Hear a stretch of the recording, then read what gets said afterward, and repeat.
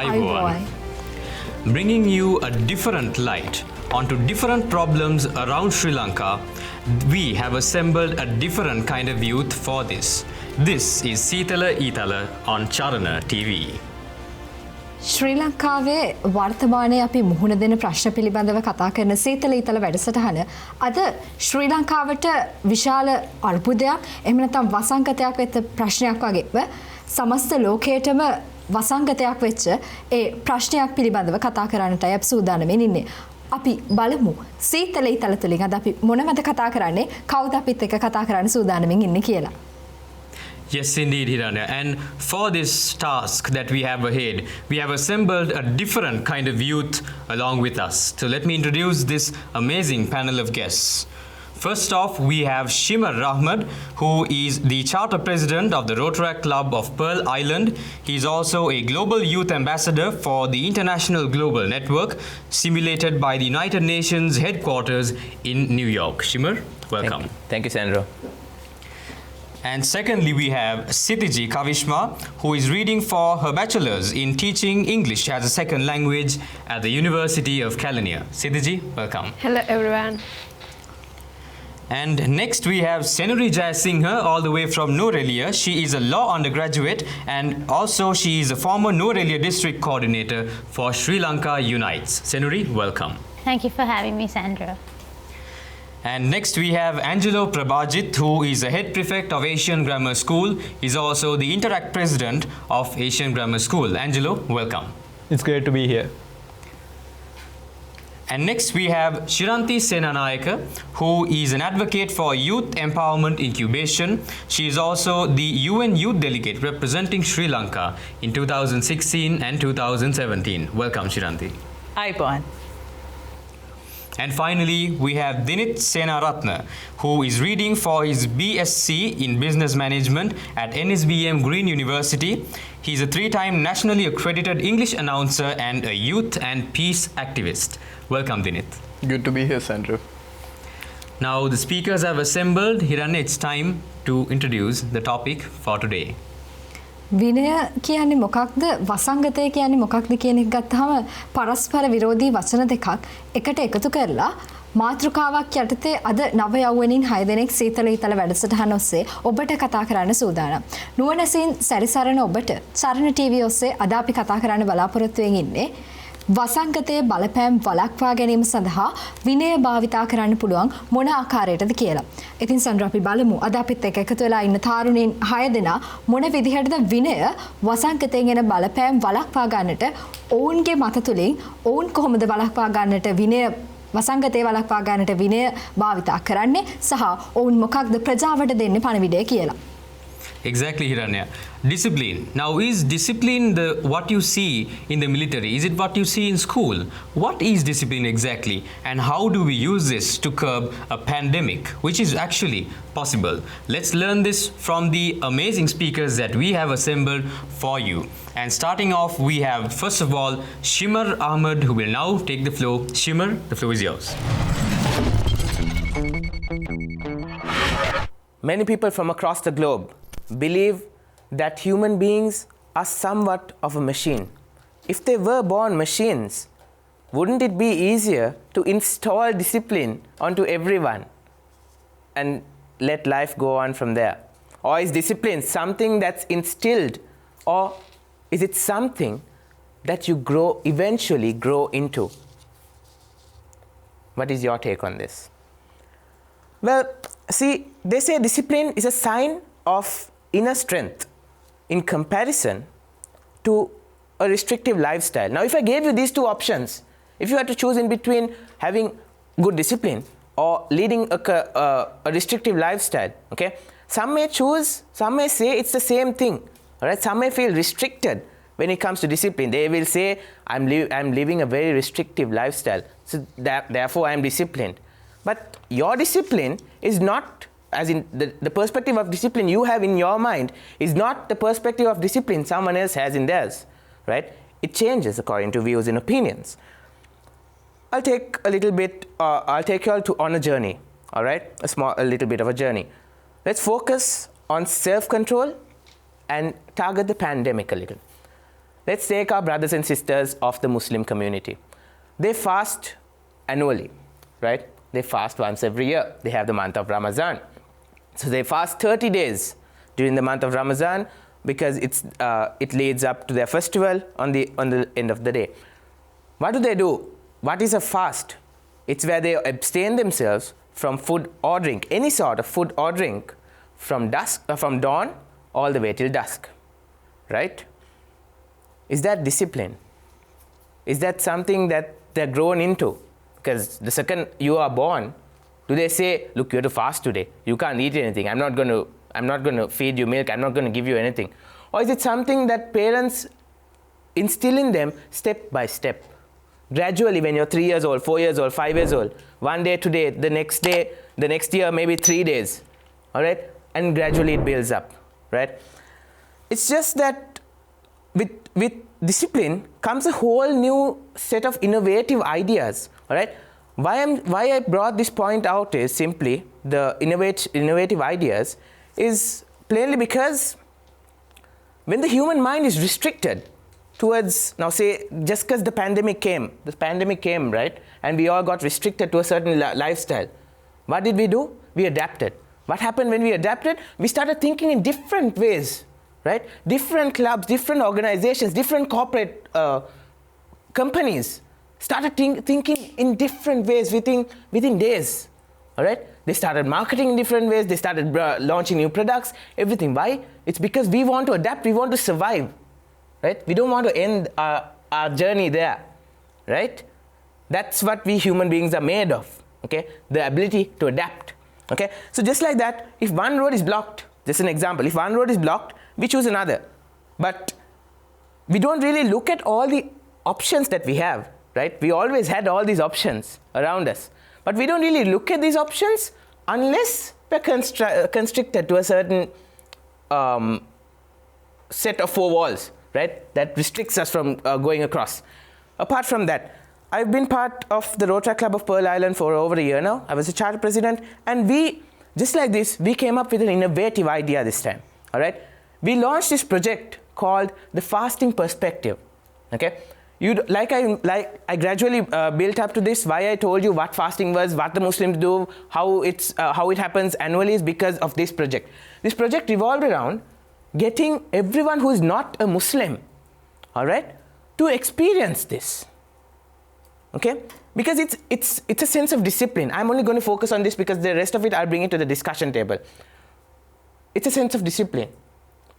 There are a lot of people, okay, who say they're fasting. I'm saying even in the Muslim community, the younger generation who does not understand a lot, they say they're fasting, but then when they get tired, they break their fast, all right? That's allowed. But if you're an adult, it's compulsory. So unless they are put into that box where it's made compulsory, they don't really, stick to that. They don't really carry forward with that, right? So the thing is, when we launched this project, we got people who are not Muslims from across the globe, not just in Sri Lanka, from across the globe. And we had over 200 participants entirely fasting with us on the same day, on the same time. They woke up before 4 o'clock in the morning, they ate, they started their fast before dawn, and then they waited all the way till dusk, and then they broke fast with us. They gave us videos, they gave us audios, they told us that most of their reviews told us that it instilled some kind of discipline in them, okay? It took a lot out of them, and they felt different, okay? So this is a homegrown cultural example that we can witness here in Sri Lanka itself. This is just something that we thought. Who would have thought, unless the pandemic came through, no one would have thought of sharing this across to other people, right? Right? So things like this happen. So discipline, I also asked Chiranti a while ago if discipline was rather a perk that someone has or a quirk that someone has. And she said, well, it can be a perk, also in a way of a quirk. I have no idea what that means, but I'm sure she'll enlighten most of us on that. Well, there is one last thing that I would like to say. I built this regime for myself back in 2017, all right? So I was also put into a tight spot at that point, okay?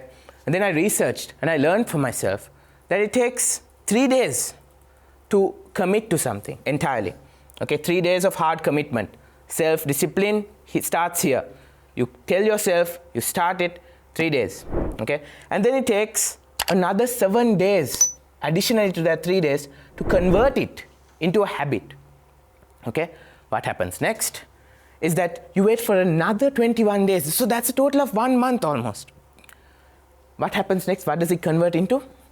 A lifestyle. Same thing goes with sports, gym, anything you name it, your fitness regime, your fitness schedule, your diet plan, anything at all.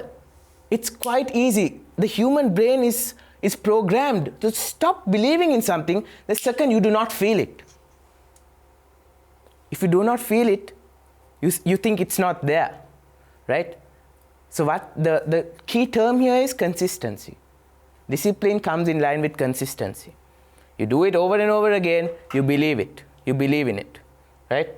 Same thing, consistency is also what makes a good leader, okay?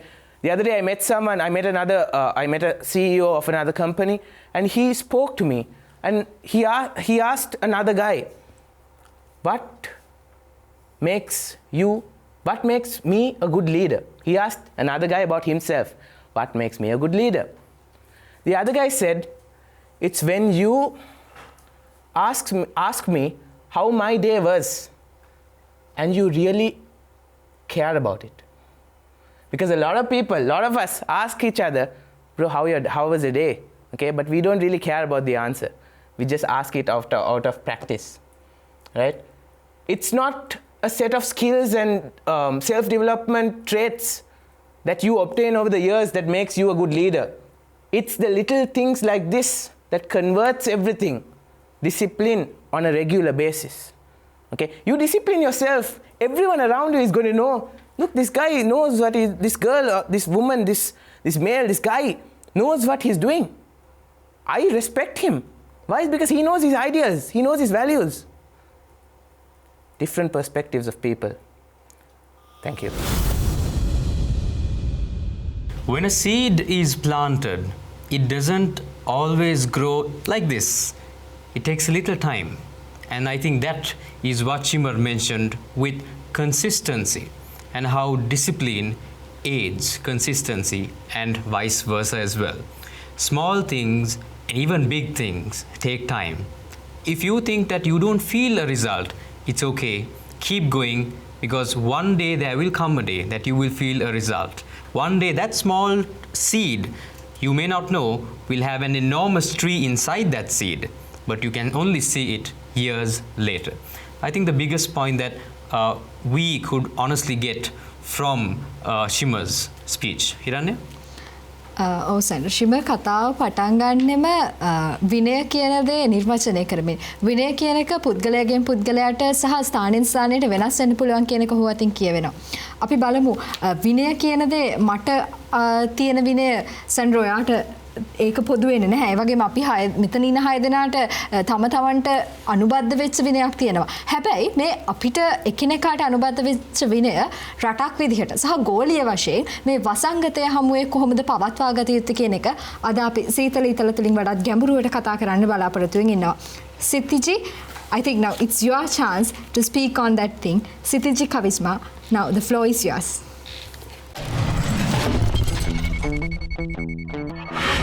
Shimar created a good background to go on. So let's talk about how to use discipline to avoid effects of pandemic. අපි මේ දේ ගැන කතා කරද්දී විනය ගැන තමයි ගොඩක් ඉස්මතු කරන්න ඕනේ. විනය කියන එකට කොටස් දෙකක් තියෙනවා. පවරන විනය සහ ස්වයං විනය. පවරන විනය in English we call it as imposed discipline and ස්වයං විනය self discipline. පවරන විනයේදී අපි කියනවා මේ දේ කරන්න එපා කියලා. හැබැයි ස්වයං විනයේදී අපි ස්වයංව හික්මනවා නම් ඒක තමයි අපි ස්වයං විනය විදිහට දකින්නේ. මේන් කුමක්ද සාර්ථක? ඉතින් මේ වගේ වසංගත තත්වයකදී අපිට අවශ්‍ය වන්නේ මේ විනයන් දෙකෙන් කුමක්ද සාර්ථක යන්න පිළිබඳව සොයා බැලීම. ජපානයේ සංකල්පයක් තිබුණා 5S සංකල්පය. ඉතින් මේ සංකල්පය රජයෙන් මුලින්ම ජනතාවට හඳුන්වලා දුන්නා මේ දේ කරන්න එපා, මේ දේවල් ඉවත් කරන්න, මේ බඩුව මෙතනින් තියන්න. ඉතින් ඒ වගේ දේවල් ජනතාවට කියලා දුන්නා. හැබැයි දැන් මේ සංකල්පය ජපානයේ නැහැ. ඒ කියන්නේ ඒ කරන ක්‍රියාවන් නැවතුණා කියන එක නෙවෙයි. එයාලා ඒ ජනතාව ඒ දේවල් තමන්ගේ ඇතුළට කාවද්දගෙන තියෙනවා. ස්වයං විනයක් ඇති කරගෙන තියෙනවා මේ දේවල් තවදුරටත් ක්‍රියාත්මක කරගන්න. ඉතින් මෙය තමයි අපිට අවශ්‍ය මේ වගේ වසංගතකාරී තත්වයකදී. So let's talk about this pandemic situation. If we have discipline, we are responsible and bound by responsibilities. අපිට විනයක් තියෙනවා නම් අපි දන්නවා අපිට වගකීමක් තියෙනවා කියලා. අපිට රට වෙනුවෙන් කරන්න වගකීමක් තියෙනවා කියලා. රජයෙන් අපිට දෙයක් කියනවා නම් අපි මෙහෙම කරන්න ඕනේ. අපි මුඛාවරණ පළඳින්න ඕනේ. social distance පවත්වා ගන්න ඕනේ කියලා. අපිට මේ දේවල් කරන්න වගකීමක් තියෙනවා. මොකද මේ දේෙන් ගැලවෙන්න. ඉතින් ජපානයේ වගේම ශ්‍රී ලංකාව තුලත් මේ දේවල් මුලින්ම පවරලා අපිට ඒ දේවල් ස්වයංව විනයක් විදිහට ක්‍රියාත්මක කරගන්නට පුළුවන් වෙන තරමටම වැඩ කරනවා නම් මම හිතන්නේ එතන තමයි සාර්ථක. ඉතින් කුමන වසංගතයක් ලංකාවට පැමිණියත් ලෝකයට පැමිණියත් බය වෙන්නට දෙයක් නැහැ. මොකද ස්වයං විනයක් මිනිසුන් තුළ තිබෙනවා මේ සෑම දෙයකටම සාර්ථකව මුහුණ දෙන්න. Most importantly, freedom is the major factor that controls discipline. මේ විනය කියන දේ කන්ට්‍රෝල් කරන්නේ නැත්නම් පාලනය කරන්නේ නිදහස කියන දේ. අපි දකිනවා බටහිර රටවල් ගොඩක් තමන්ගේ මානව අයිතිවාසිකම් ගැන කතා කරනවා. මානව අයිතිවාසිකම් උපරිම ලෙස භුක්ති විඳිනවා.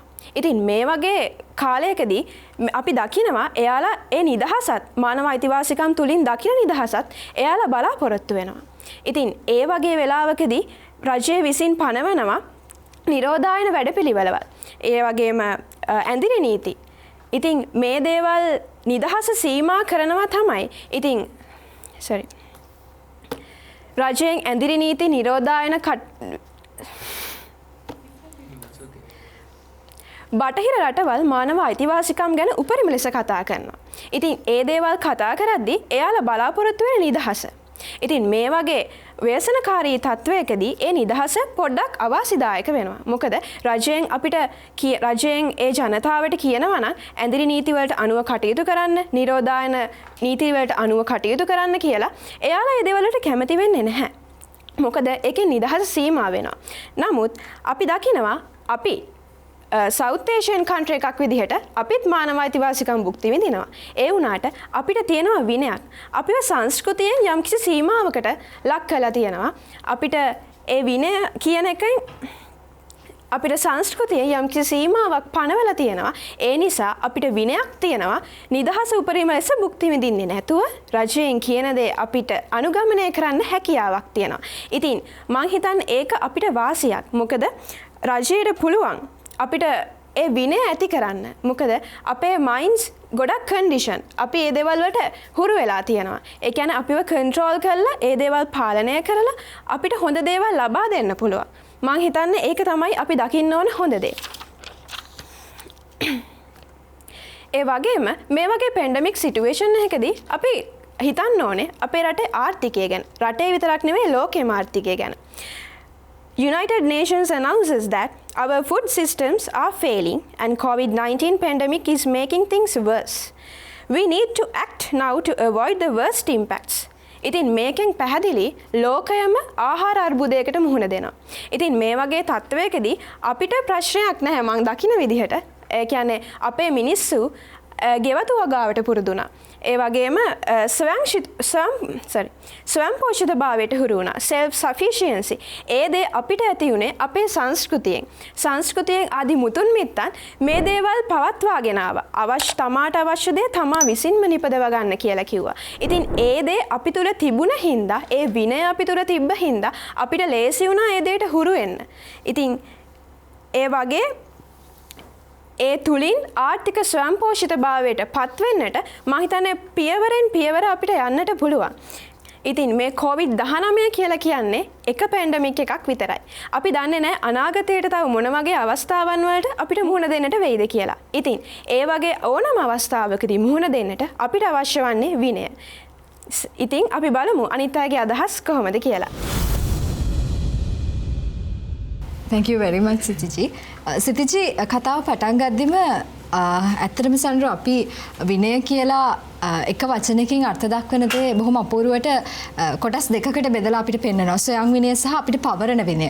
කොහොමද පවරණ විනය තුළ අපි ස්වයං විනයක් ඇති කරගන්නේ? ඒ තුළ ස්වයං විනය ගොඩනගා ගන්නේ කොහොමද කියන එක සිතිජි බොහොම අපූර්වට අපිට පැහැදිලි කරලා දෙනවා. ඒ විතරක් නෙවෙයි සෙන්ඩ්‍රෝ මේ අපි දැක්ක COVID-19 වසංගතයත් එක්ක ශ්‍රී ලාංකිකයෝ වෙන අපි නිවසටම කොටු වුණා. හැබැයි නිවසටම කොටු වෙච්ච අවස්ථාවේ අපි ගොඩක් දේවල් අපි තනි ඉගෙන ගන්න පුරුදු වුණා. ඇත්තටම තියෙන්නේ පර්චස් 10ක බිම් කඩක් වුණත් අපි දැක්කා හැමෝම තමන්ට තියෙන මොකක් හරි දෙයක් අඩුම තරමේ මඤ්ඤොක්ක අලයක් හරි වවන්න පුරුදු වුණා. ඒ විතරක් නෙවෙයි අපි දැක්කා ගොඩක් බීජ සහ පැල බෙදා දෙන මධ්‍යස්ථාන වලට දුරකථන ඇමතුම් හොගාලා ගලාගෙන එන ඔවුන්ට සැපයුමට ඉල්ලුමට හරියට සැපයුම් ලබා දෙන්න බැරි අවස්ථා දෙන මම හිතන්නේ මේ හැම දෙයකින්ම පෙනී ගියේ ශ්‍රී ලංකාව තුළ වසංගතයත් එක්ක ඉස්සරහට ඇතිවෙන්න තිබ්බ ලොකු ආහාර අර්බුදයක් ගැන අපේ මිනිස්සු කලින් හිතන්න පුරුදු වුණා. විනයක් තුළ අපි නිවසට කොටු වෙලා හිටපු කාලේ තුළ අපි අපේ දේ වවා ගන්න පුරුදු වුණා. එතනදී මම හිතන්නේ ලෝක සෞඛ්‍ය සංවිධානයේ කියනවා නම් අනතුරු ඇඟවීමක් කරනවා නම් නුතුරු අනාගතයේදී මේ වසංගතය හමුවේ අපිට ආහාර අර්බුදයකට මුහුණ දෙන්න සිද්ධ වෙයි කියලා මම හිතන්නේ අපිට තිබ්බ විනය තුළ සෙන්ඩ්‍රෝ අපි ඒකට සූදානම් වෙනවා. ඒක නිසා අපි මේ විනය දිගටම පවත්වාගෙන අපිට ඕන දේ අපේ මිදුලේ වවා ගන්න පුළුවන් වුණොත් මම හිතන්නේ අපි නැව් පිට රටවල් වලින් අපේ රටට ආනයනය කරන දේවල් නවත්තලා අපේ දේවල් නිපදවගෙන අපිට පුළුවන් වෙයි අපේ දේවල් අපනයනය කරගෙන ශ්‍රී ලංකාවේ ආදායම තවදුරටත් තර කරගන්න. ඉතින් මම හිතන්නේ වැදගත් කරුණු කිහිපයක්ම සිතිජි අතින් ගෙන ආවා කොහොමද මේ වෙසනේ හමුවේ අපේ විනය පවත්වාගෙන යන්නේ කියලා. සෙන්ඩ්‍රෝ. Definitely, Hiranya. She mentioned a lot about self-sustainability of a country. I think this is the most important thing that we are looking for when it comes to going forward as a nation. And I think these are the important things that really matter to a country to go forward. Something Sitiji very rightfully mentioned. And I'd like to mention, Hiranya, on a few things, a small unison or a circle that she mentioned, something that we must have easily lost focus of. This is the pattern that comes from the imposed discipline to the self-discipline. So it's only when a government imposes a certain discipline, now like she mentioned of Japan, and it's only when a country imposes it for certain for people to follow, and it is only maybe when people, like she said, when people are conditioned to follow it on, and then people actually follow it themselves, which is in turn self-discipline. I think this is something that maybe you may be a teacher, you may be a parent, you may be an average citizen living in Sri Lanka, you may be even a policy maker. Something you can adapt even to your organization. Even if you are a policy maker, you can adapt this to your ministry, to wherever it is that you practice this, because discipline goes a long way. I think that being said, it's time for the next speaker to be introduced. And the next speaker, Senuri Jasinger. Senuri, it is now your turn. Discipline and concentration are a matter of being interested. It's actually just like Sitiji mentioned before. Discipline actually comes through a cultural background as well. But and also not just culture, but also it has to be self-developed, as just like she said. And if you actually check onto little matters such as like reading and even listening to some music, engaged in sports, also needs discipline. Discipline is something that you actually need in everyday life, and for your own growth, you actually need discipline. And I think it's actually discipline is something that you really need to grow. Hence, due to this pandemic, a lot of people were affected. However, if you actually see about the sportsmen, I just would like to point out on the sportsmen's aspect, because it would have been really hard for them. And hence we all know that 2020 is a year that was supposed to be, that the Olympics was supposed to be held. And looking into that, the problem here, what happened was, due to the pandemic, it was all postponed. And imagine all these sportsmen who would have practiced for 4 years of long time, or like even more, they must have been frustrated for not being able to, because they might be the ones who were supposed to win their medal this time. However, this had affected. And if you see into a sportsman's discipline, you really need discipline for athletics. So when you're a sportsman, why do you need discipline? Just give a moment to think about it. Do you know how much of effort does an Olympic athlete has to give for using all their time and effort on one particular thing? Due to the pandemic, of course, many sportsmen, like this is an aspect of negative as well as positive. As we always know, there is no black and white in this world. But if you actually check, if it's athletes, the runners, they would have done drills at home, and like to maintain their physical stability, they would have like done home workouts or like the drills. Or if you take athletics or else like any sports, but they would have done some home workouts or some drills and other possible things in your home garden, in your home own space, the little space that you would have had, they would have used it to keep up their physical stability. And of course, there is disadvantages. For example, if you take a swimmer, of course, you need a pool for your training. But there again, there are different other levels of drills and practices that you could do at home. Taking that as an disadvantage, why do you need discipline? Discipline to work out at home is very important because you really need to motivate. You need the motivation to do it alone. While if you're in a physical place, you would have done it in a proper manner with all your other colleagues or with all your other mates, and your coach would be there, so he would have helped you out in your weak points. But there again, due to the technology these days, there have been players such as Marcus Rashford who have motivated kids for many home workouts, whereas they could just keep themselves engaged. And it's not just him, but many athletes and many coaches have given them online workouts, online schedules for them to help them with their mental plus their physical stability. So if you actually see, Olympics is actually an event which was never been cancelled or postponed. And if you see in the 1972 in Munich, there was 16 Israelis who were shot. But still, they did not postpone it because of to actually show the sportsmanship, and because so many of the sports people, the athletes, have put a lot of effort onto it. But this time when this happened, of course, we understand the frustration. Hence, I think keeping your mental stability plus keeping your mental stability and physical stability is very important. Hence, I think discipline is very important in a sports. Thank you.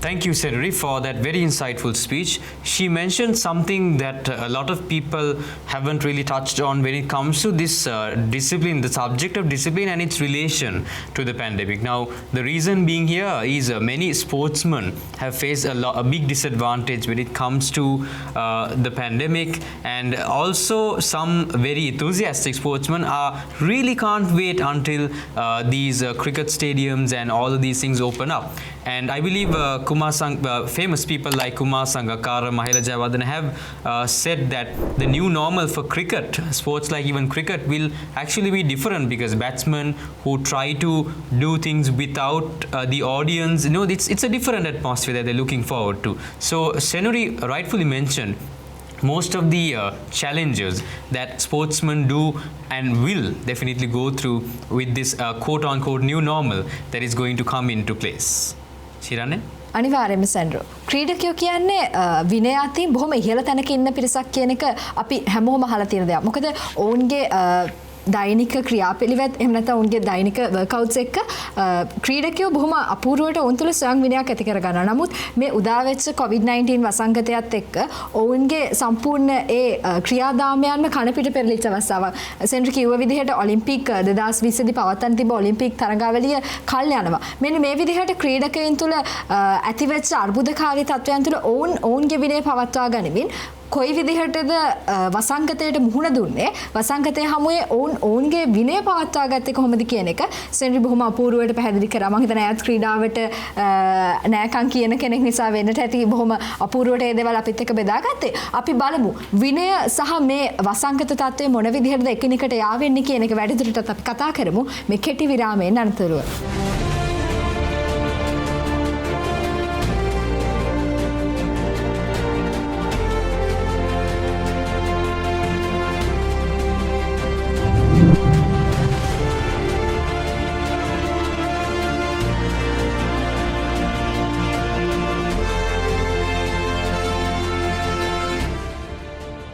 And after that short commercial break, we are now back at Seethala Eethala on this episode where we were discussing discipline and how we can use discipline to curb the effects of a pandemic.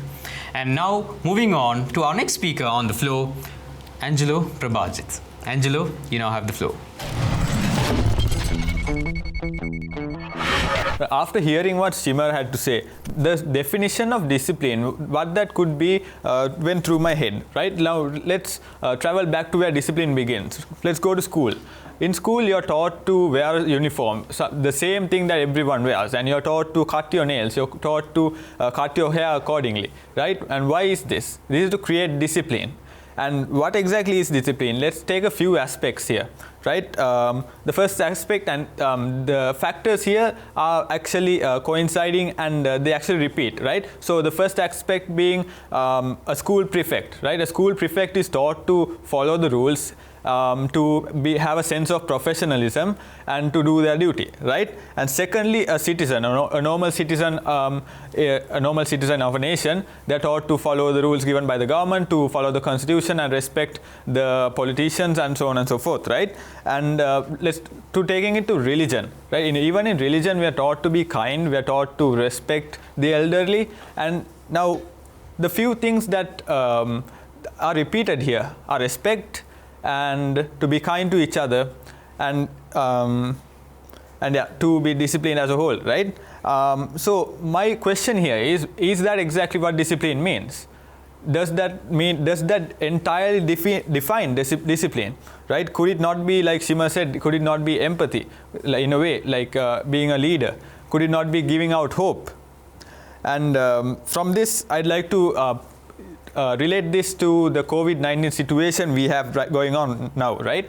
So talking about isolation, right now what is considered discipline is being isolated from the whole community and following the social distancing guidelines, right? Now when you talk about isolation, even though it's not known much, isolation has been proven to be as severe as obesity or smoking, right? And why this is because of obvious reasons that I'm sure everyone here, everyone that's listening has experienced, right? Being away from social interactions that can get to you in a mental level, right? And now here I see a conflict between discipline and health and happiness, right?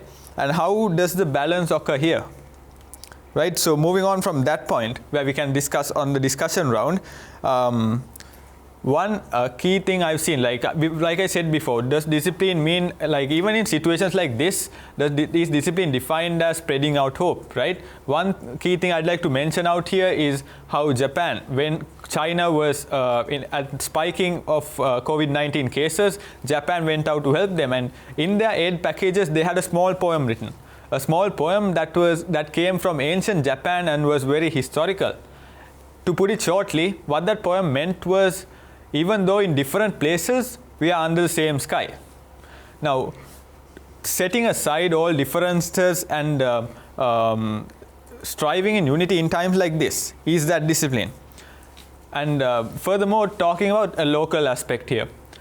I was on a bus 1 week ago, and like they showed on the news, the people were seated 1 meter apart, right? But 2 days ago, I got on a bus, and everything was back to normal, and everyone was crowded, right? So I do understand this is an essential service, but does this not show that to people that COVID-19 is over? While it is not, it could spike out of nowhere because we are in an uncertain state right now, even though we may seem like we are recovering, right? And to be responsible for something like that would be a massive casualty on the account of Sri Lanka. And when you meet your friends, that's the same thing that reverberates there. Meeting your friends, and is it okay to be not socially distant with them, and is it okay to be close to them right now with the situation we have right now, right? And a small question that we could bring out is in USA, where this COVID-19 cases are actually spiking, having protests for a fair reason, is that okay? Is that all right? Would that be considered disciplinary in a way?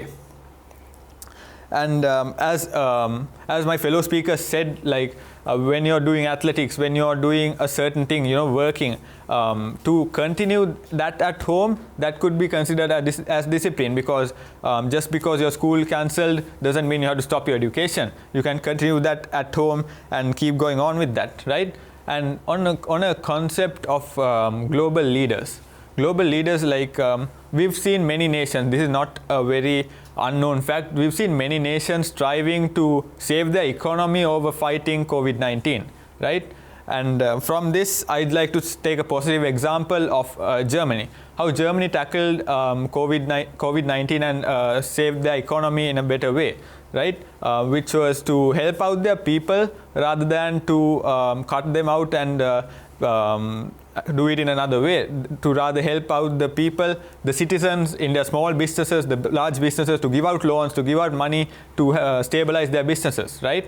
Now, there are many actions taken by different people. Now, the key definition of discipline could be differentiated from place to place, is what I believe. But the key aspects that are repeated in these situations are respecting each other and being kind to each other, and making sure that we don't actually violate each other's privacy or ground, right? And right now, as of right now, even though you may see other people not following social distancing, or even in a case that this does arise again, right?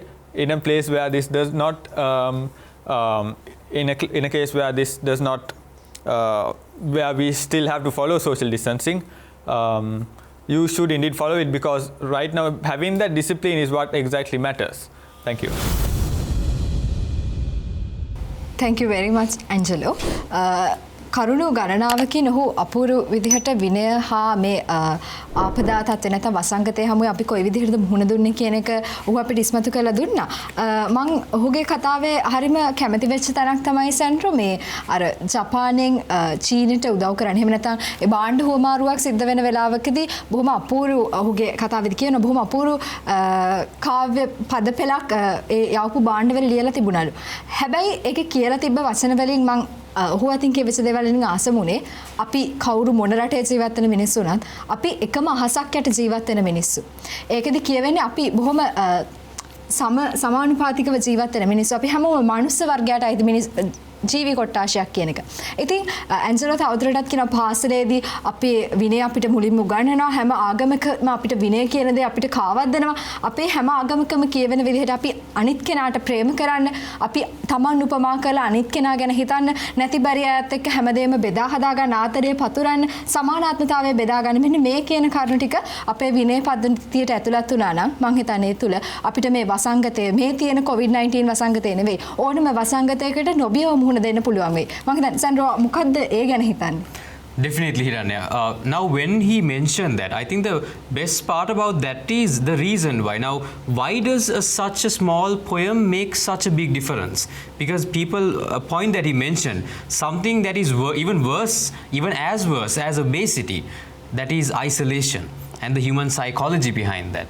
And ඒ වගේ විතරක් නෙමෙයි හිරන්නේ මම හිතන්නේ ඔය delivery systems තියෙනවා දැන් අපේ apps වලින් apps හරහා ඒවා වල දේවල් මේ කාලවකවානුවේදී අපි දැක්ක ලංකාවේ ඇතුළේ ගොඩක් apps නිර්මාණය වුණා. අනිවාර්යයෙන්ම දැන් ඒ apps හරහා order කරන දේවල් මම දැක්කා කීප තැනකම මේ වගේ දැන් ඔය order කරන කෑම වල එහෙම අර පුංචි නෝට් එකක් දාලා එවනයි රෙස්ටොරන්ට් එකකින් නැත්නම් ඒ පොඩි තැනකින් දැන් ඔය වගේ පොඩි දේවල් තමයි වටින්නේ. I think that's what Angelo showed us. You know how even the smallest message to make us or the receiver feel that we are not alone in this, because I think that's what really matters here when it comes to anything and everything. And also Angelo mentioned how the stages of discipline is built from a prefect to a citizen, and depending on what fields you choose, on and on, right? So these things are actually, this is a systematic, something Sithiji mentioned earlier as well. This is the imposed discipline you see in the system, but it also matters how you self-impose this discipline as well. So thank you, Angelo, for showing this. I think, Hiran, it's time for the next speaker Yes. to take up the podium. And she is none other than Chiranthi Senanayake. Now it's your chance. Thank you so much. COVID-19 වෛරසය නිසා ඇඳිරි නීතිය රටේ දාලා තිබ්බ කාලවකවානුව ඇතුළත මැයි 17 වෙනිදා වෙනකොට රටේ පුද්ගලින් 56,000ක් අත්අඩංගුවට අරන් තියෙනවා ශ්‍රී ලංකාවේ පොලිසිය ඇඳිරි නීතිය කඩ කරා කියලා. ඊට පස්සේ අපි තව දකින්න දෙයක් තමයි වාහන 13,556ක් පොලිසිය භාරයට පොලිස් අන්තක කරගෙන තියෙනවා. මේ අරගෙන තියෙනවා මේ ඒත් ඇඳිරි නීතිය කඩ කිරීම නිසා. ඊට පස්සේ අපි රූපවාහිනිය දාලා ප්‍රවෘත්තියක් අහනකොට එක්ක PHI මහත්මයෙක් නැත්නම් පොලිස් මහත්මයෙක් බනිනවා මිනිස්සුන්ට. එක්ක මුහුණ ආවරණේ දාගෙන ඇවිල්ලා නැහැ, නැත්නම් මීටරයක පරතරයක් පවත්වාගෙන හිටගෙන නැහැ. ඉතින් these statistics actually show us that the alarming amount of lack of discipline, rather, not adhering to anti-contamination practices, especially during the close down or the lockdown situation in Sri Lanka. හැබැයි යම් කිසි දෙයක් පැහැදිලි කරන්න ඕනේ. ලංකාවේ ඒ COVID-19 හා සම්බන්ධ විනය සම්බන්ධ ක්‍රියාව ගැන ගත්තොත් මට පේන දෙයක් තමයි ලෝකේ ආර්ථික වශයෙන් දියුණුවයි කියලා සලකන රටවල් එක්ක සාපේක්ෂව බලනකොට ලංකාවේ ඉන්න අපේ ශ්‍රී ලාංකිකයන් ආත්මාර්ථකාමීව අන්ත ලිබරල් වාදයෙන් වැඩ කරේ නැහැ. අපි අපේ ඇත්තටම අපේ රට තුල තියෙන ස්වයං හික්මීම මුහුණාවරණයක් දාන්න ඕනේ. මේ වගේ වෛරසය මර්ධනය කරන්න අවශ්‍ය ආරක්ෂක පියවරවල් වලට යෙදෙන්න ඕනි කියලා යම්කිසි හැඟීමක් අපේ රට තුල තිබ්බා. නමුත් මම විශ්වාස කරන දෙයක් තමයි ලෝකේ පැරණිම ශිෂ්ටාචාරයක් තියෙන රටක් විදිහට, ඇත්තටම අපේ ආධ්‍යාත්මික වශයෙන් දියුණු රටක් විදිහට අපිට මීට වැඩිය විනයගරුක හික්මීමක් තියෙන විනයක් ඇති සමාජයක් විදිහට විශේෂයෙන් මේ පැන්ඩමික් එක නැත්නම් මේ ගෝලී වසංගතයේ තියෙන අවස්ථාවක අපි හැසිරෙන්න ඕනි කියලා මම හිතනවා. ඒ නිසා තමයි මම හිතන්නේ මේ අපි අද සීතල ඊතල හරහා සාකච්ඡා කරන මේ මාතෘකාව ගොඩක්ම වැදගත් වෙන්නේ. මොකද විනය කියන එක අත්‍යවශ්‍ය ආයුධයක් වෙනවා COVID-19 වෛරසය පැතිරීම වළක්වන්න. මම කැමතියි ඇත්තටම මේ විනය කොහොමද COVID-19 වෛරසය පැතිරෙන එක වළක්වන්නේ කියන එක ගැන සිතිජී දැන් අපි දන්න සිතිජී කතා කරා විනය කාණ්ඩ දෙකක්, පවරණ විනය හා ස්වයං විනය. මම මේ කාණ්ඩ දෙක ඇතුළත මම කතා කරන්න කැමති මොන වගේ ක්‍රියාවල්ද අපිට ගන්න ඕනේ විශේෂයෙන්ම විනය පාවිච්චි කළ COVID-19 වෛරසය ව්‍යාප්ත වෙන එක වළක්වන්න. දැන් පවරණ විනය ගැන කතා කරොත් if we talk about imposed discipline, පළවෙනි දේ තමයි මගේ මතය තමයි අපේ ප්‍රාදේශීය බල මණ්ඩලවල තියෙනවා ආපදා පාලන පද්ධති. ඒ කියන්නේ ආපදාවක් නැත්නම් ඩිසාස්ටර් එකක් ආපුවාම ඒක පාලනය කරන්න කොහොමද කියන එක ගැන පද්ධති තියෙනවා. නමුත් වත්මන් ප්‍රාදේශීය බල මණ්ඩල ආපදා පාලන පද්ධතිවල වසංගතයක් කළමනා කරන්නේ කොහොමද කියන එක ගැන ඒක අඩංගු වෙලා නැහැ.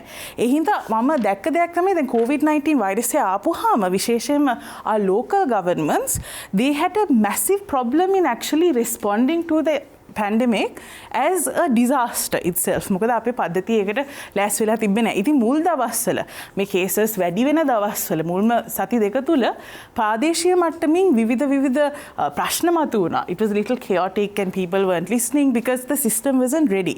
ඒ හින්දා මම ඇත්තටම යෝජනා කරන්න කැමතියි මේ වගේ වසංග තත්ත්වයක් පවතින වාතාවරණයක විනය පද්ධතියක් ස්ථාපිත කරන්න නම් අනිවාර්යයෙන්ම ප්‍රාදේශීය බල මණ්ඩලවල භාවිතා කරන ආපදා කළමනාකරන ආපදා පාලන පද්ධතිවලට වසංගත පාලනය කළමනාකරණයත් ඇතුළත් කරන්න අවශ්‍යයි. දෙවෙනි දේ තමයි මේක පොඩ්ඩක් controversial ප්‍රශ්නකාරී මතයක්. මේකට හැමෝම එකඟ වෙන එකක් නැහැ. නමුත් මම දන්නවා ලාංකික අපි ඇත්තටම මූල්‍යමය දඩවලට බයයි. We are scared of fines. We don't want to get fined because we don't have a lot of money. We don't want to pay fines, right? So I would actually suggest that විශේෂයෙන්ම මුහුණු ආවරණ නොපළඳින කට්ටිය, ඒ කියන්නේ මිලදී ගන්න බැරි ප්‍රශ්නයක් නෙවෙයි, මිලදී ගන්න හැකියාව තිබිලත් නොපළඳින කට්ටිය, ඒ වගේම මීටරයක පරතරයක් පවත්වාගෙන ලයින් එක හිට ගන්න නැති කට්ටිය ඒ වගේ කට්ටියට ඇත්තටම කොච්චර කිව්වත් අහන්න නැති පිරිසක් ඉන්නවනේ. ඒගොල්ලන්ට අනිවාර්යයෙන්ම මං හිතන්නේ මොන එකක් දීලා අහන්න නැති පිරිසක් ඉන්නවනේ. ඒගොල්ලන්ට මූල්‍යමය වශයෙන් දඩයක් නියම කරන්න ඕනේ తాවකාලිකව මේ දේ අපේ ජීවන රටාවට හුරු පුරුදු වෙනකම්. ඒක තමයි මගේ මතය. මේක පෞද්ගලික මතයක් විතරයි. දැන් එතකොට අපි ස්වයං විනය ගැන කතා කරව. මං ඇත්තටම කැමති වැදගත් පණිවිඩයක් විශේෂයෙන්ම සීතල ඊතර නරඹන හැමෝම සමග බෙදා ගන්න. පළවෙනි දේ තමයි දැනට ලක්ෂ 4ක් මිය ගිහිල්ලා තියෙන COVID-19 වෛරසය නිසා. COVID-19 වෛරසය සාමාන්‍ය උණත් එක්ක සාපේක්ෂව ගන්නකොට ප්‍රතිනිර්මාණ ප්‍රතිශතය 2%කින් වැඩි. කියන්නේ දෙගුණයක් වෙන සමහර 2%කින් නෙවෙයි උණකට වැඩි දෙගුණයක් වෙනවා ප්‍රතිනිර්මාණ ප්‍රතිශතය. ඉතින් මේකෙන් අපිට තේරෙනවා COVID-19 වෛරසය කොච්චර භයානක වෛරසයක්ද කියලා. මේක නිකන් සාමාන්‍ය උණක් වගේ නෙවෙයි.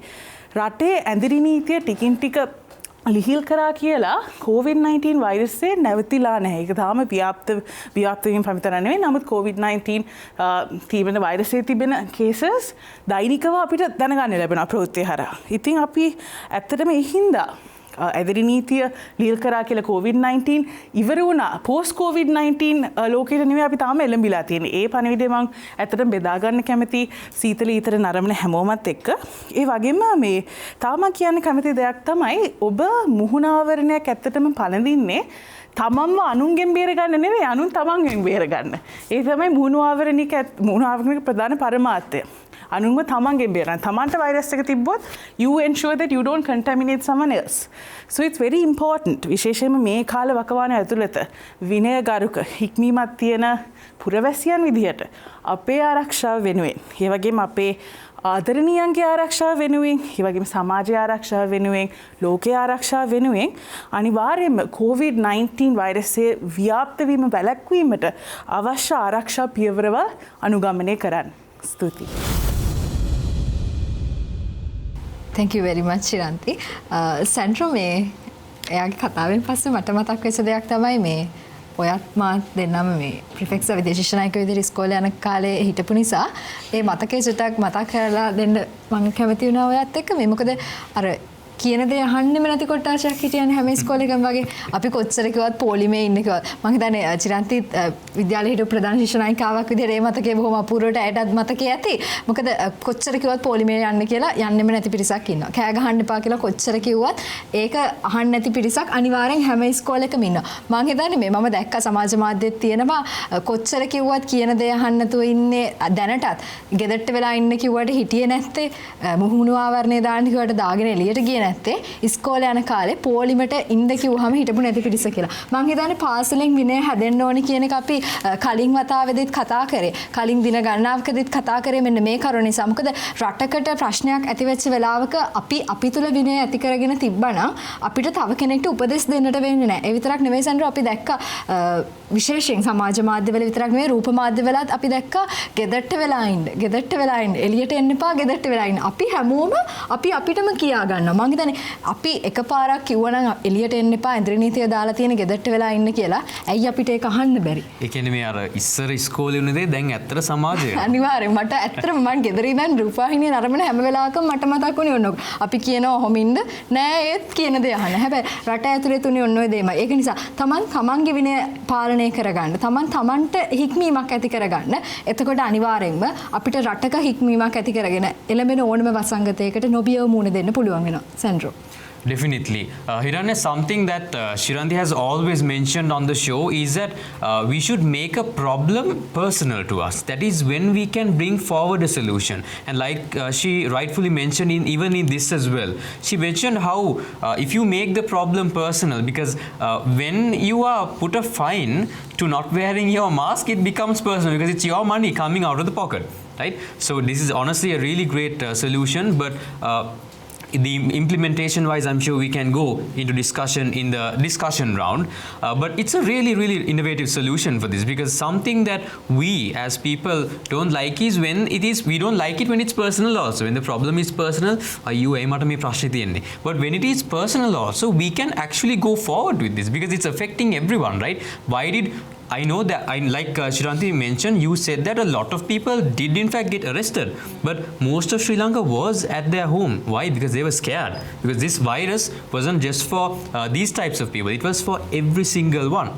And that, I think, is how the problem was personal, but is the solution personal still? Something we can discuss as we go on. So next is our final speaker from this assembly of great speakers, Dinith Senaratne. The floor is yours. ස්තුතියි සැන්ඩ්‍රු, ස්තුතියි හිරණ්‍ය. COVID-19 වසංගතය ඍජුවව මිනිස් ශ්වසන පද්ධතියට ප්‍රහාර දෙද්දී වක්‍රව මිනිස් ජීවන රටාවට, ව්‍යාපාරවලට, ඒ වගේම අපේ අධ්‍යාපන පද්ධතියට ප්‍රහාර එල්ල කරා. මම්මගේ කතිකාවත මේ රාමුව තුල ගොඩනගන්න. අධ්‍යාපන පද්ධතියට වෙච්ච ප්‍රහාරය පිළිබඳව. පළවෙනි දේ තමයි COVID-19 ලංකාවට ආව බව දැනගත් සැනින්ම පාසල් ඒ වගේම විශ්වවිද්‍යාල වසා දැමුණා. For the first 2 weeks we were absorbing the initial shock. We were still wondering what really happened. අධ්‍යාපනය අපිට දිගින් දිගටම කරගෙන යන්නට මංමාවතක් තිබ්බේ නැහැ. නමුත් කාලෙත් එක්කම විශ්වවිද්‍යාල e-learning හරහා අධ්‍යාපනය ලබා දෙන්න පටන් ගත්තා එහි සිසුවන්ට, ඒ වගේම සිසුවියන්ට. ඒ වගේම කාලේ යනවත් එක්කම පාසල්ලුත් මේ ක්‍රමයටම යොමු වෙන්න පටන් ගත්තා. දැන් මේ e-learning නැත්නම් online learning platform එකකට අපි බැඳුන සැනින්ම ප්‍රථමයෙන්ම ආව දේ තමයි මේක අසාධාරණ, ඒ වගේම යුක්ති විරෝධී දෙයක් බව. ඇයි? මේ මිනිස්සු දක්වපු ප්‍රධානතම තර්කයක් තමයි හැමෝටම එක හා සමානව තාක්ෂණයට යොමු වන්න අවස්ථාවක් නැහැ කියන බව. ලංකාවේ අපි ඇත්ත දත්ත සොයලා බැලුවද මේ තර්කය ගොඩනගන්න කලින්? මොකද මම මෙතනට එන්න කලින් පුළුවන් තරමක්ම රිසර්ච් කරලා බලද්දී, ඒ වගේම අන්තර්ජාලයේ සොයලා බලද්දී මට කිසියම් හෝ දත්ත සොයා ගන්නට හම්බුනේ නැහැ. ඔබ උනත් දැන් අන්තර්ජාලයට ගිහිල්ලා බලන්න ඇත්තටම දත්ත තියනවාද කියලා, රටේ කොතෙක් දුරට දරුවන්ට, පාසල් දරුවන්ට, ඒ වගේම විශ්වවිද්‍යාලයේ දරුවන්ට තාක්ෂණයට යොමු වෙන්න පුළුවන්ද බැරිද බව. චිරන්තියක් අවසාන වශයෙන් මාත් එක්ක බෙදාගත්ත සමීක්ෂණයකින් තමයි මම අද ඔබත් එක්ක බෙදාගන්න යන දත්ත බෙදාගෙන යන්න තීරණය කරේ. වෛද්‍ය YMM යාපා ඇතුළු විද්වතුන් කණ්ඩායමක් සම්පාදනය කරපු සමීක්ෂණයක්. මේකත් 2012 වසරේ. 2012 වසරේ සම්පාදනය කරපු සමීක්ෂණයක දත්තවලින් එළිවෙච්ච දෙයක් තමයි වෛද්‍ය ශිෂ්‍යයින් ගත්තාම වෛද්‍ය ශිෂ්‍යයින්ගෙන් 93.5%ටම තාක්ෂණයට යොමු වෙන්නට කිසියම් හෝ මගක් තිබ්බා. එක්ක ෆෝන් එකක් වෙන්න පුළුවන්, නැත්නම් කම්පියුටරයක් තිබ්බා. මේ 2012 වසරේ දත්ත.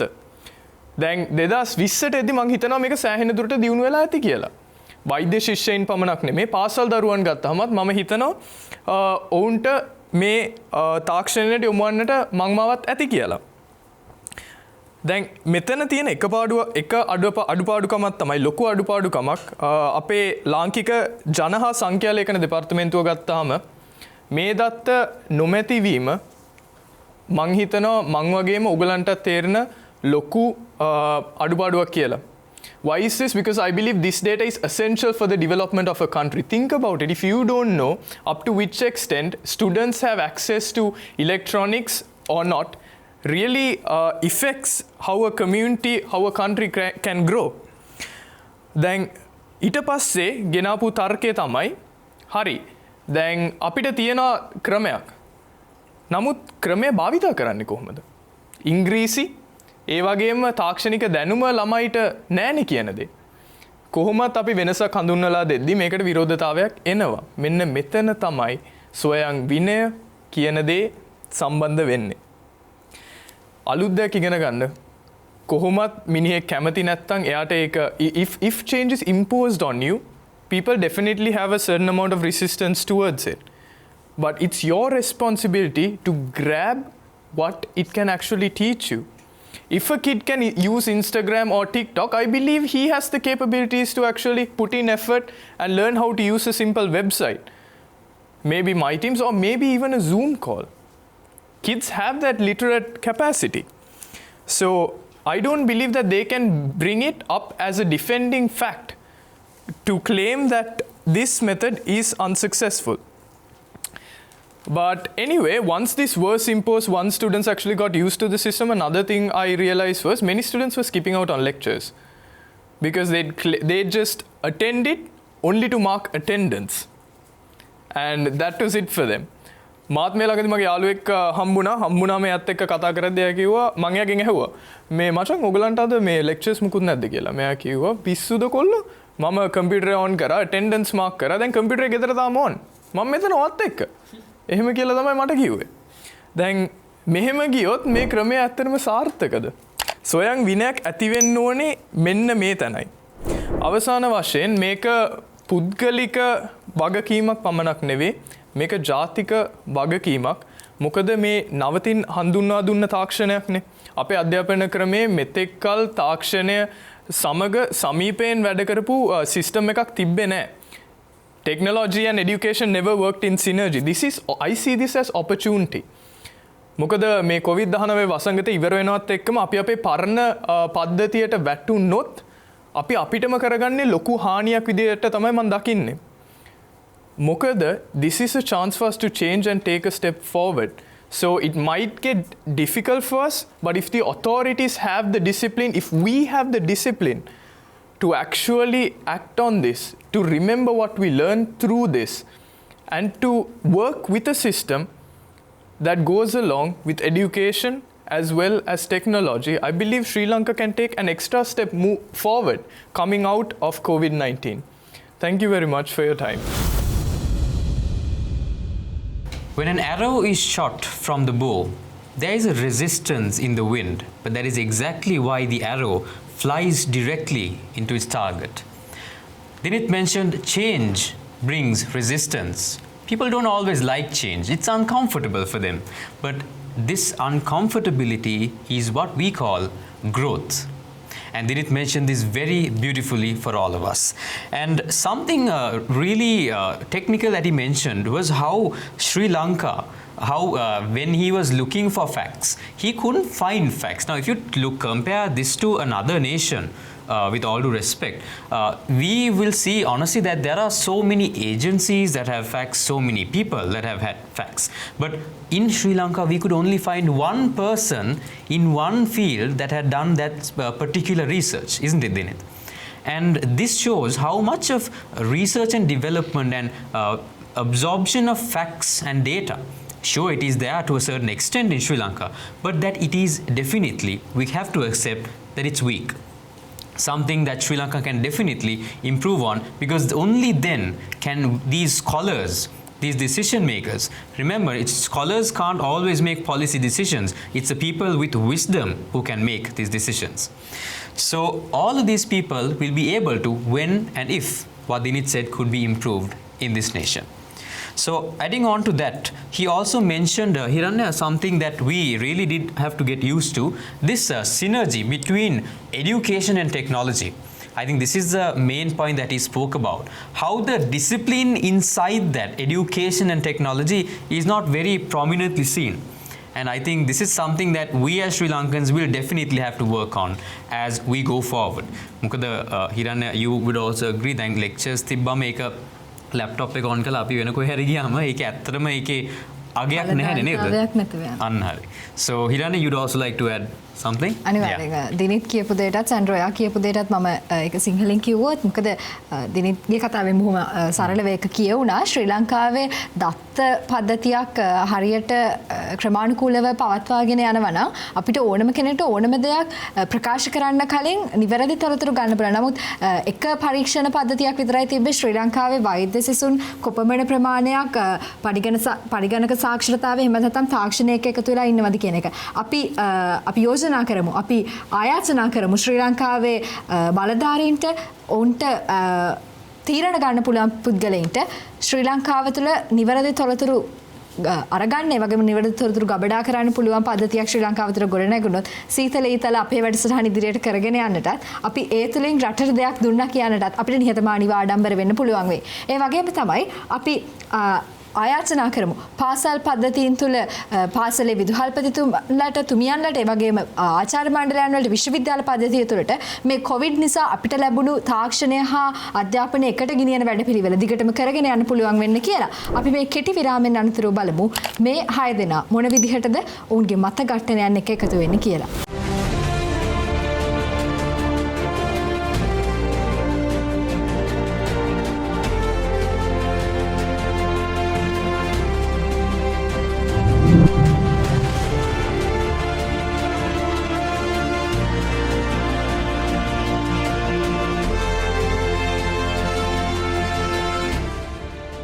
Welcome back to Charana TV's Seetala Eetala, a prime-time TV show that discusses different types of topics with a different type of youth assembled. Now we're back in the discussion phase, everyone, and we have some amazing insights and great discussions that we are looking forward to. Sitiji, I believe you had a point to make earlier, yes? Yeah. චිරන්තේ කිව්වා 56000ක් ඇඳිරි නීතිය කඩ කරලා අත්අඩංගුවට ගත්තා කියලා. නමුත් මම දකිනවා තව පිරිසක් ගෙදර හිටියා. සමහර විට බයෙන් වෙන්න පුළුවන්. ඒ වුණාට තවත් පිරිසක් ඇත්තටම මේ ලෙඩේ බරපතලකම ගැන හිතලා ගෙදර නැවතුණා. ඉතින් ඒකත් විනයගරුක පැත්තක් නේද? සමාජයේ දකින්න. අනිවාර්යයෙන් සිතිජි කිව්ව දේ හරි. ඒක තමයි මම ඇත්තටම මේ දත්ත ටික බෙදා හදාගෙන ඊට පස්සේ මම කිව්වේ ආර්ථික වශයෙන් දියුණුවයි කියලා සලකන රටවල් වල සාපේක්ෂව බලනකොට අපේ මිනිස්සු ඇත්තටම පරාර්ථකාමීව සමාජය ගැන හිතලා ගෙදරට වෙලා පරිස්සමෙන් හිටියා. ඒකට ඒ පරිස්සමෙන් හිටපු හැම පුද්ගලයාටම මම ස්තුතිවන්ත වෙනවා. මොකද අපේ රටේ ජනතාව මෙච්චර මේ විදිහට බේරගෙන අපිට ඉස්සරහට යන්න පුළුවන් වුණේ ඇත්තටම අපේ මේ සෞඛ්‍ය පද්ධතිය වැඩ කරන අපේ දොස්තරවරු, කියන්නේ වෛද්‍යවරු, නර්සස්ලා, ඒ වගේම අපේ ඇත්තටම ෆෝසස් තුනේ වැඩ කරන හමුදාවේ ඊට පස්සේ වගේම මේ පොලිස් ෆෝස් එකේ වැඩ කරන අපේ නිලධාරීතුමියන් හින්දා ඒ වගේම ගෙදර ඉඳන් තමන්ගේ ආරක්ෂාව, තමන්ගේ පවුලේ ආරක්ෂාව සඳහා ගෙදර ඉඳන් පරිස්සමෙන් හිටපු හැමෝටමත් මේ අවස්ථාවේ අපි ස්තුතිවන්ත වෙනවා. මොකද අපේ ජීවිතත් ආරක්ෂා වෙලා තියෙන්නේ ඒගොල්ලන් හින්දා. ඒ සිතුවිලිකෝ කතාව හරියට හරි. නමුත් මම අපි වගේ පැරණි ශිෂ්ටාචාරයක් තියෙන ආධ්‍යාත්මික වශයෙන් දියුණු රටක මම හිතන්නේ 56000ත් පොඩ්ඩක් වැඩි කියලා මට පෞද්ගලිකව හිතෙනවා.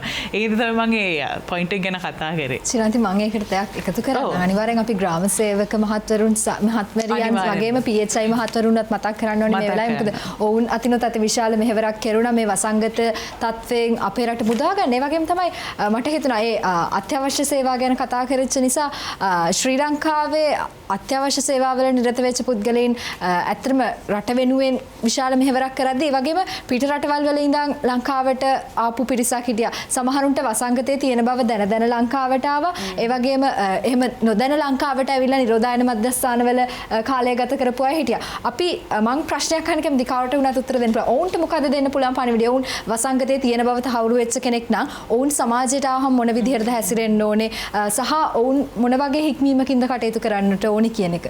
Because the quarantine unat, there is a chance that you can get it again. So how do you all think that they should conduct themselves? මම හිතන්නේ ඇත්තටම මගේ මතය තමයි දැන් මේකත් පෞද්ගලික මතයක්. අපේ රටේ විතරයි මම හිතන්නේ ලෝකෙම අපේ රටේ විතරද කියලා මට ඇත්තටම සහතිකව කියන්න බෑ. නමුත් මම හිතන්නේ අපේ රටේ අපි එක රටක්. ඒ කියන්නේ we are one of the few countries අපේ පිට රටේ ඉන්න මිනිස්සුන්ව නැවත අපේ රටට අපේ මව්බිමට කැඳවාගෙන ආපු. කියන්නේ we were the one of the few countries who actually arranged special flights so that our people who are in other countries, our expatriates, our diaspora can come back to Sri Lanka.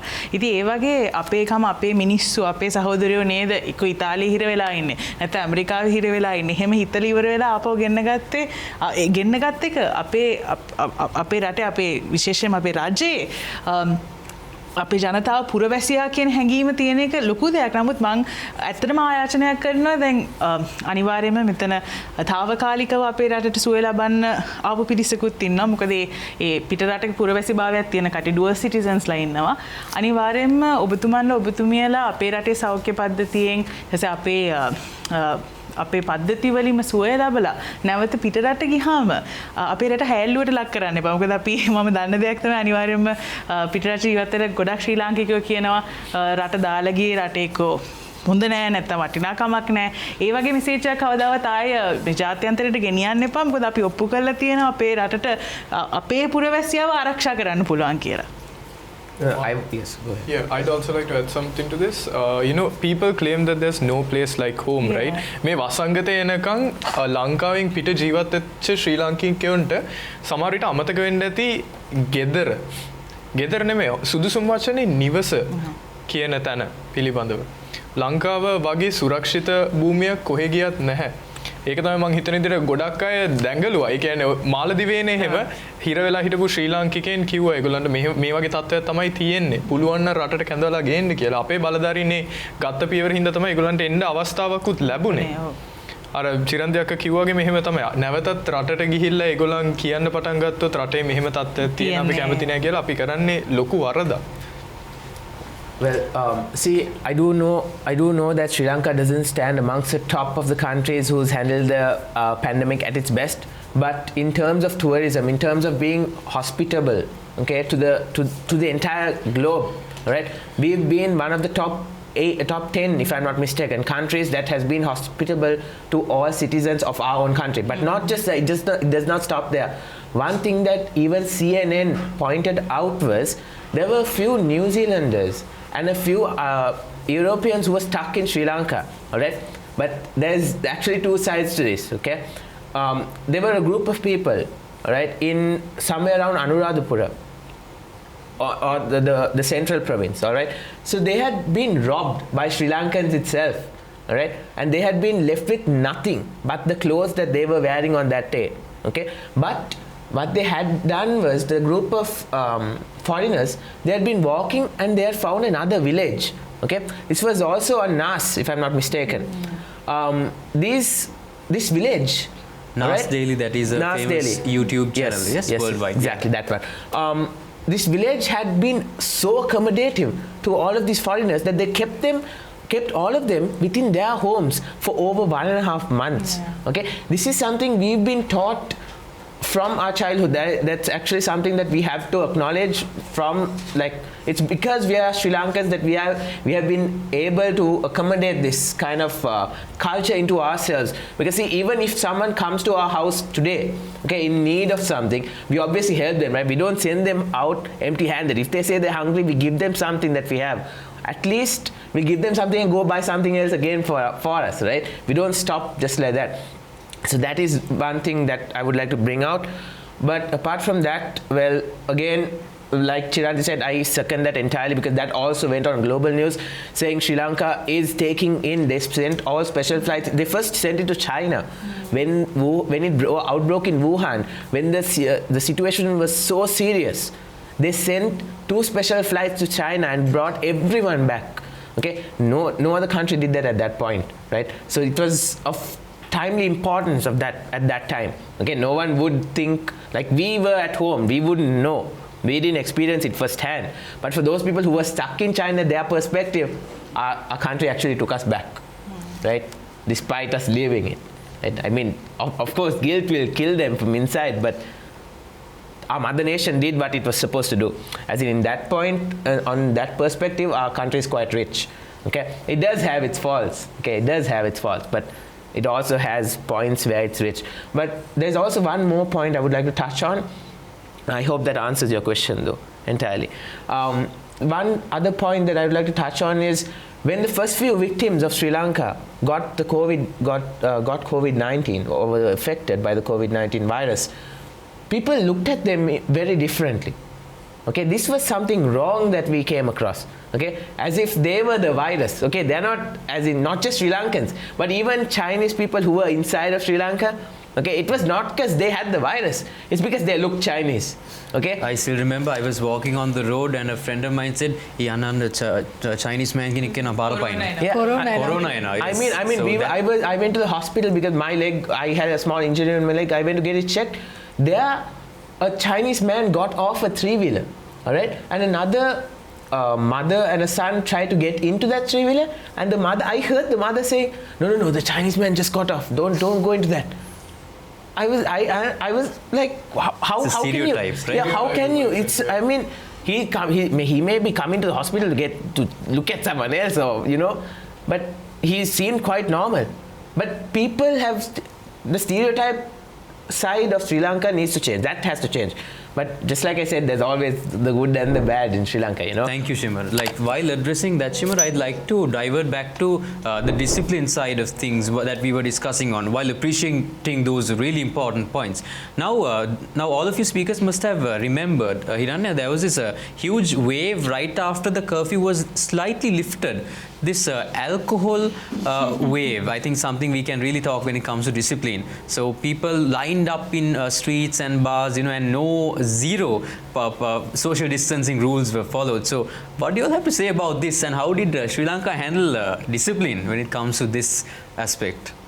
No, well, when they actually started opening up bars, they expected people to behave in the way that they imposed, yeah. But that's where, I mean, it was an experimental stage, and because if you remember, right after that, governments completely closed access to all bars. You could only get access through, I believe, Keels, Cargills, and like leading supermarkets. If they had bars, that was the only wine stores. Your only access point was that. So when it comes to a bit more of a fancy place, you have to behave in a certain way, right? මිනිසුන්ට මේ mindset එක තියෙන මම හිතන්නේ අර කූඹියෝ කියන series එකෙත් පෙන්නනවා මිනිසුන්ට ඒක වෙනම ආතල් එකක් කියලා සුපර් මාකට් එකකට යන එක මේ වාහනය ගිහලා පාක් කරන එක ඒ හැමදේම මම හිතනවා අර ඒ වගේම ආකල්පමය සිතුවිල්ලක් හින්දා මිනිස්සු පිළිවෙලකට එතන හැසිරුණා කියලා. මොකද මම දැක්ක මම දවස් දෙක තුනක්ම කීල්ස් එක පහු කරගෙන යද්දි මිනිස්සු ඇත්තටම අර මීටරේ නැත්තම් ඒ මීටර පහේ දුර තියාගෙන මේ පොලිමටම හිටියා. මේ පොලිමත් නිකන් SMS පොලිමත් නේ සෑහෙන්න දුරට ගියා. නමුත් හැබැයි තාමත් ලංකාව සහ ලෝකයේ තුල වසංගතය ඉවර වෙලා නැහැ. මං කියන්නේ අනිවාර්යෙන් ඒ කන්ඩිෂන් එක දිගටම පවත්වාගෙන යනවා. අපි ඒකත් කියමු අපි නරඹන ප්‍රේක්ෂකයින්ට. නෑ ඒක තමයි. දැන් අර මෙතනින් අපි දැක්කනේ අර මිනිස්සු අර ඒ වගේ පරිසරයකටම කොහොමද හැසිරෙන්නේ ඒක අමතක වීගෙන යනවා නම්. ඒක අමතක වීගෙන යනවා. ඒක ඇත්ත. නමුත් මෙතන තමයි ඇත්තටම ස්වයං විනය ඒ වගේම ස්වයං හික්මීම කියන දේ මතුවෙන්න ඕනේ. මොකද වගකීමක් ඔබට තියෙනවා ඒ වගේම වගවීමකුත් තියෙනවා. ඒ දේ අමතක කරන්න හොඳ නැහැ. කාලෙත් එක්කම අපිට අමතක වෙන්න පුළුවන් මේකේ දරුණුතාවය. නමුත් අපි ඒ දේ අමතක කරොත් නැවතත් මේක පැතිරිවි යාමට මේ මූලික හේතුවක් වෙන්න පුළුවන්.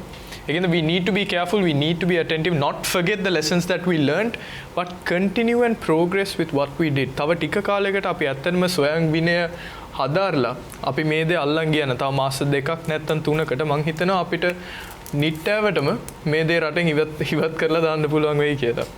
No, if I could add on to what he said, like, and agreeing with what Shima said, there's good in people and there's bad in people, right? And I think one of the best ways that this was shown was in social media when the situation was happening where alcohol shops, bars were crowded, right? There was this post where side by side, one image was the crowd in the alcohol, in a bar, right? You know, they're struggling to get what they want. And in the other picture was people struggling in a pawning shop, where they didn't have enough money. They're trying to get money because to make it through this quarantine, right?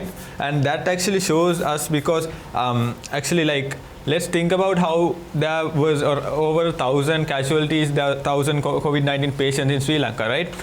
That was because of the selfishness of a few people, right? Which was heavily criticized in the media and all that because it was a famous incident where because of one person who hid his symptoms, who came from abroad and hid his symptoms, that led to a famous doctor getting infected, and that led to more people getting infected. So the point here being that there's actually good in people. Actually, from all the points here that we've said, we can understand that most of Sri Lanka are filled with good, are filled with discipline, and they want to make sure that good happens to their country. While a small other faction that ensures that this is broken a bit by bit.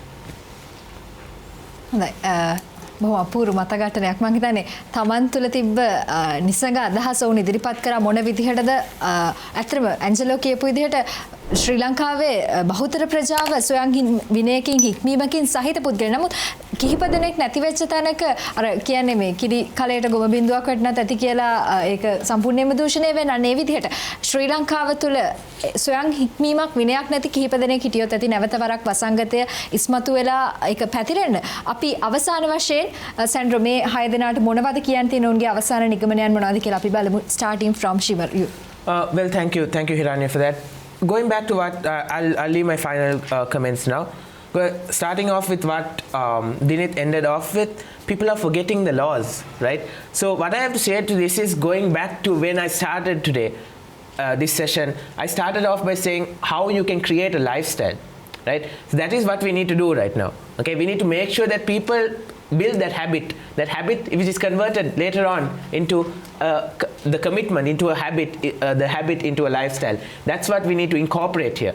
All right. Apart from that, there's also this concept of the ripple effect.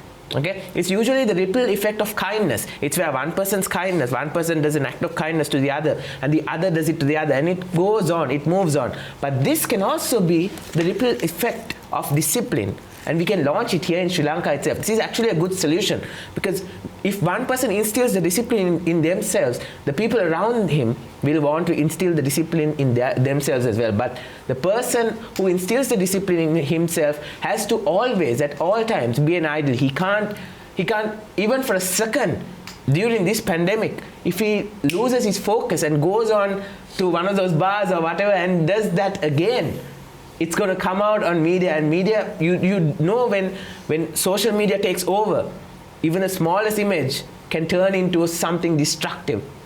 All right, so that can also, the ripple effect also can be used in the wrong way. One person shares it to the other person shares it to the other, and it can destroy the entire solution that we're trying to build. Thank you. I'd like to conclude and just to give out a point as well to what Angelo said. So actually, exactly like what happened in all the pawning shops, and then again the liquor stores, also the panic buying did happen. And it wasn't just the panic buying, but I would also want to stress, because people kept on buying things like without any discipline, which I think it's not good to go when you take it as a collective country, you know, because if you actually see, like, everyone just started buying stuffs for their own self rather than giving something for the others. So if we actually talk about the side of the medicine buying, even then, like, the masks weren't sold, although the hospitals or the other organizations, the pharmacies had the particular necessary equipments or as the medicines, they still did not provide it because they wanted to either sell it for a higher price, or maybe like sometimes the ones who actually needed didn't really get it. So if you take for an example on a person who is on diabetes and wants some insulin, if I get all the insulin that is available in a dispensary, I never thought that what would happen to the other person who actually wants it. And I actually think, like, this is called discipline. You really need to think on other person's perspectives, which I think is the most important thing. Like, not just think about yourself. And I would also like to just point out to all the viewers here, take a moment and think about others. Just always put yourself in another person's shoe and try to figure out solutions rather than just thinking about yourself. Thank you. සීතල ඊතල නරඹන හැමෝටම මම දෙන්න කැමති අවසාන පණිවිඩය තමයි COVID-19 තත්ත්වය රටින් පහව ගියා කියලා කවදාවත් හිතන්න එපා. මොකද ඒක නෙවෙයි යථාර්ථය. ඇන්තනි නීතිය ලිහිල් කරා කියලා COVID-19 තත්ත්වය ඉවර වෙලා නැහැ. ඉතින් මේ අවුරුද්ද අග වෙනකන් නැත්නම් ජනවාරි 2021 වෙනකන් මුඛාවරණ පළඳින්න, මීටරයක පරතරය අනිවාර්යයෙන්ම පවත්වාගෙන යන්න, ඒ වගේ මූලික ආරක්ෂක පියවරවල් අනිවාර්යයෙන්ම පිළිපදින්න කියලා මම ආයෝජනය කරනවා. මගේ අවසන් පණිවිඩය වෙන්නේ, දැන් COVID-19 මේ වසංගතය හින්දා අපි ඉගෙනගත් පාඩම් බොහොමයක් තිබ්බා. මේ පාඩම් අමතක නොකර මේ පාඩම් උත් අපේ එදිනෙදා ජීවිතයත් සමගම සම්බන්ධ කරලා අපි ඉදිරියට ගියොත් මං හිතනවා අපිට සෑහෙන ගමනක් යන්න පුළුවන් කියලා. දිනිත් කිව්වා වගේ මේ COVID-19 හින්දා අපිට හුඟක් පාඩම් ඉගෙන ගන්න පුළුවන් වෙලා තියෙනවා. හරි එන්නේ ඒ වගේ එකක් ගත්තොත් a recent incident that happened was back when the Mount Lavinia beach was washed up with garbage. People were sharing posts and no one was actually going there to help. They expected the authority to go and do it.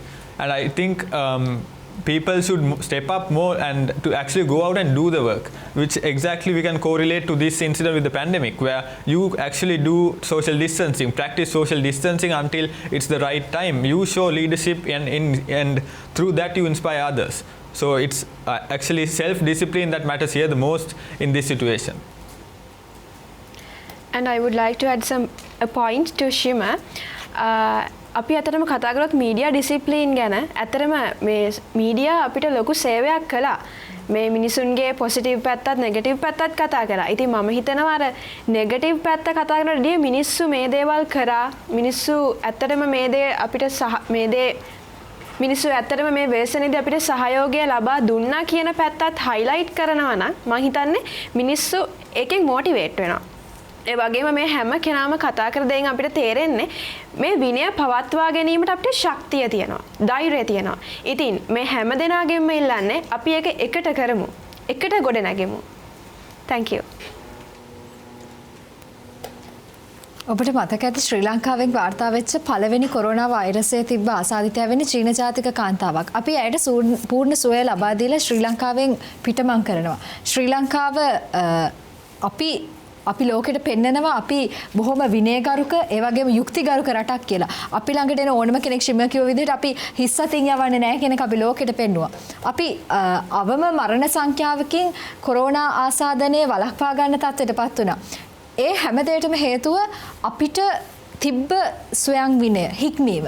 ඉතින් ඒක ගිලිහුණොත් තමයි අනිවාර්යයෙන්ම ශ්‍රී ලංකාව තුළ ඕනම වසංගතයකට ඉඩ ලැබෙන්නේ. ඒක වෛරසයක් වෙන්නට පුළුවන්, එහෙම නැත්නම් යුදමය අවස්ථාවක් වෙන්න පුළුවන්, ඕනම වසංගත තත්ත්වයක් වෙන්නට පුළුවන්, ඕනම ආපදාවක් වෙන්න පුළුවන්. නමුත් අත්‍යවශ්‍යම දේ මට මගේ හික්මීම පවත්වා ගන්නට පුළුවන් නම් ඔබට ඔබේ හික්මීම පවත්වා ගන්නට පුළුවන් නම් නිවසින්දන් අපිව නරඹන ඔබට ඔබ තුල තියෙන හික්මීම ඔබට පාලනය කර ගන්නට පුළුවන් දේ පාලනය කර ගන්නට පුළුවන් නම් ඕනම වසංගතයකට අපිව පාලනය කරන්නට නොදී අපිට වසංගතේ පාලනය කරන්න පුළුවන් වෙයි. It took a pandemic to show us our weakness, but it will also take a pandemic to show us our greatest strength. And that strength is in you, that discipline is in you, because we all together form Sri Lanka, and Sri Lanka has a strong heart. This is Seethala Eethala signing off on another episode.